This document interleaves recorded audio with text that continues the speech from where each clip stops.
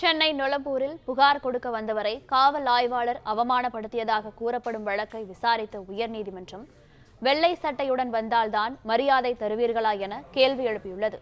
இது பற்றிய மேலும் விவரங்களை வழங்குகிறார் எமது செய்தியாளர் ஆனந்த். ஆனந்த், வணக்கம். இது பற்றிய கூடுதல் விவரங்கள். வணக்கம். புகார் கொடுக்க சென்ற பட்டியலினத்தைச் சேர்ந்தவரை அவமானப்படுத்தியதாக நொளம்பூர் காவல் ஆய்வாளருக்கு எதிராக 2 வாரங்களில் நடவடிக்கை எடுக்கப்படும் என காவல்துறை தரப்பில் சென்னை உயர்நீதிமன்றத்தில் தெரிவிக்கப்பட்டிருக்கிறது.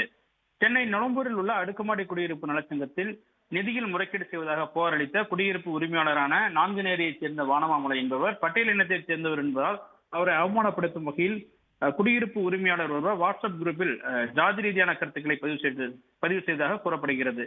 இந்த சம்பவம் தொடர்பாக அளித்த புகார் மீது நொளம்பூர் போலீசார் நடவடிக்கை எடுக்கவில்லை எனவும், புகார் அளிக்க சென்ற தன்னை காவல் நிலைய அதிகாரிகள் அவமானப்படுத்தியதாக கூறி வானமாமலை தேசிய பட்டியலின ஆணையத்தில் மனு அளித்திருந்தார். அந்த மனு மீது உரிய நடவடிக்கை எடுக்கும்படி சென்னை காவல் ஆணையருக்கு உயர்நீதிமன்ற பட்டியலின ஆணையம் நோட்டீஸ் அனுப்பியிருந்தது. இதன் அடிப்படையில் நொளம்பூர் காவல் ஆய்வாளருக்கு எதிராக நடவடிக்கை எடுக்க கோரி வானமாமலை சென்னை உயர்நீதிமன்றத்தில் மனு தாக்கல் செய்திருந்தார்.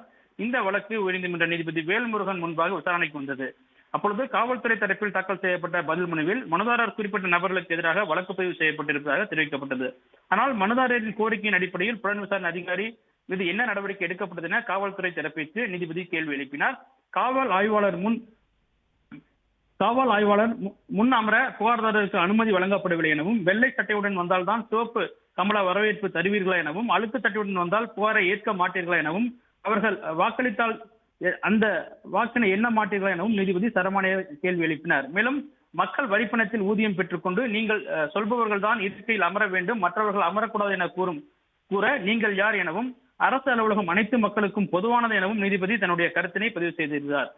சம்பந்தப்பட்ட காவல் ஆய்வாளர் மீது 2 வாரங்கள் நடவடிக்கை எடுக்கப்படும் என அரசு தரப்பில் நீதிமன்றத்தில் தெரிவிக்கப்பட்டது. இதனை ஏற்றுக்கொண்ட வழக்கினுடைய விசாரணை ஜூலை 15ஆம் தேதிக்கு நீதிபதி வேல்முருகன் தள்ளி வைத்துள்ளார்.